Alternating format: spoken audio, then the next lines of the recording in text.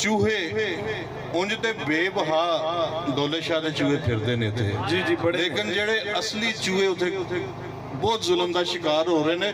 कदी किसी अदारे की, कदी किसी NGO की, किसी की उन्होंने अख नहीं पई, कोई उन्होंने हक च नहीं बोलिया। और नज़म है कि केड़ा शाह ते केड़ा दौला, केड़ा शाह ते केड़ा दौला, वेख रहा है तू भी मौला। केड़ा शाह ते केड़ा दौला, वेख रहा है तू भी मौला, साडे आल दुआले दौला। वेख रहा है कालू साहब किथे ने, केड़ा शाह ते केड़ा दौला, वेख रहा है तू भी मौला, साडे आल दुआले रौला। और साडे पिछे डैना पईयां, साडियां शक्लां किथे गईयां, साडे पिछे डैना पईयां, साडियां शक्लां किथे गईयां।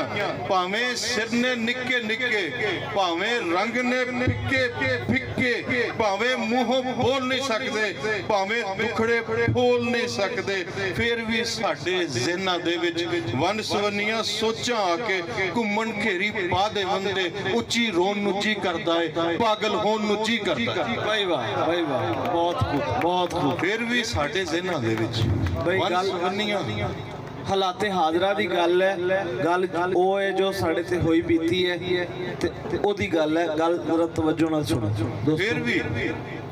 फिर भी साडे ज़हनां दे विच वन सवन्नियां सोचां आके घुम्मण घेरी पा दे वंदे, उच्ची रोन नूं जी करदा है, बागी होण नूं जी करदा है, पर साडा कोई वस नहीं चलदा।